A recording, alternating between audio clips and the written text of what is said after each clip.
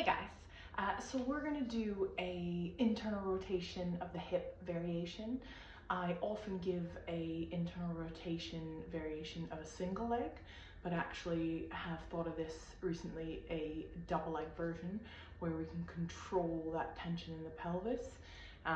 It's really good to work on both sides at the same time. I've done it on the wall before with both sides, but actually doing it supine on your back creates less hip pinch. So if you're a person who has a little bit of issue with some hip pinching, which might be part of the reason why you need to work on your internal rotation, this is a good variation for you. So it's a PAILs and a rails. We're going to hold a long stretch.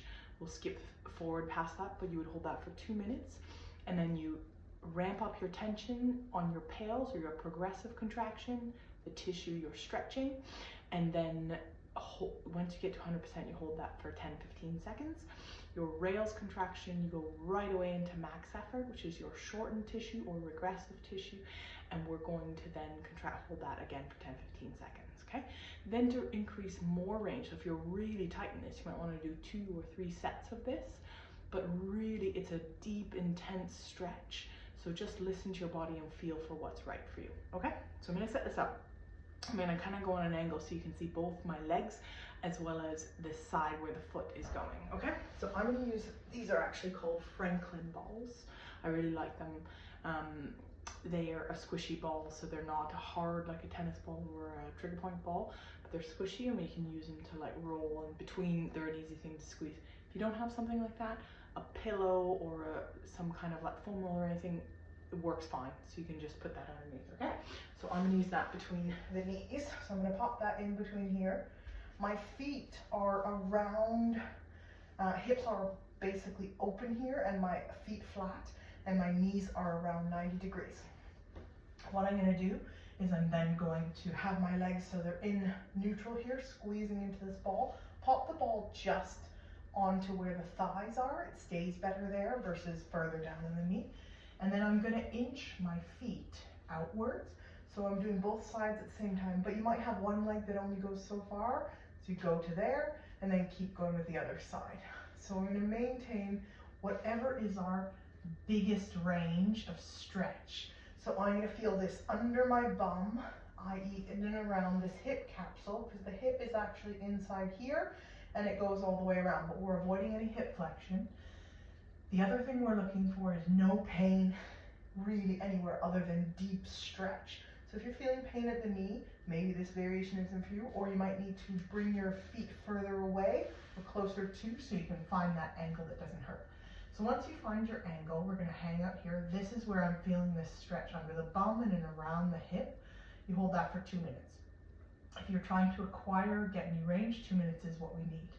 So we're gonna hold there. After 2 minutes, what we're gonna do is we're gonna do our PAILs contractions. So our PAILs contraction is our feet are gonna drive into the ground and towards each other. So I inch back a little bit, you might see my feet, there we go. They're gonna go in towards each other, okay? So I'm gonna be starting to maintain that tension at the ball, push my feet inward. So I'm gonna start at 20%, then ramp that up to 40. So it's an immovable contraction, isometric. The floor is blocking me, I am not actually moving. 60, 80, greatest effort. So when you feel like you're irradiating the rest of your body, you can tense everything else, irradiate everything, hold everything you're pushing in. You should feel more load through that same tissue you're stretching.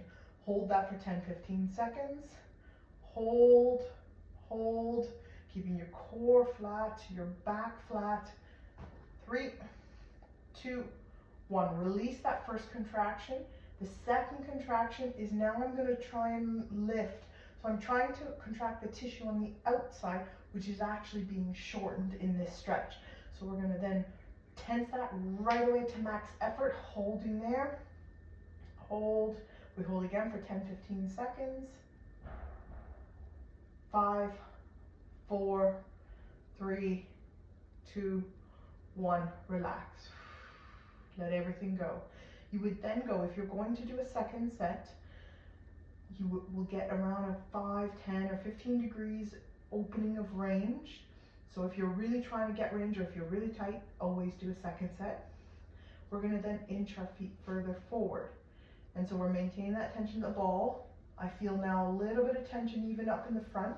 There's no pinch, but it's that tension through that whole hip because I'm trying to internally rotate the hips, which means our knees go in, feet go out on internal rotation. We're just holding, holding, holding. We would hold for a minute and then do our second set of PAILs where we contract inwards and then ramping up to greatest effort, hold. Then our second set of rails where we contract outwards and hold.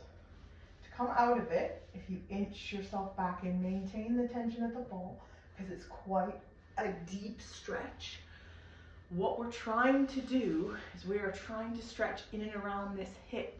So if you have tight hips, this is a perfect exercise for you to do.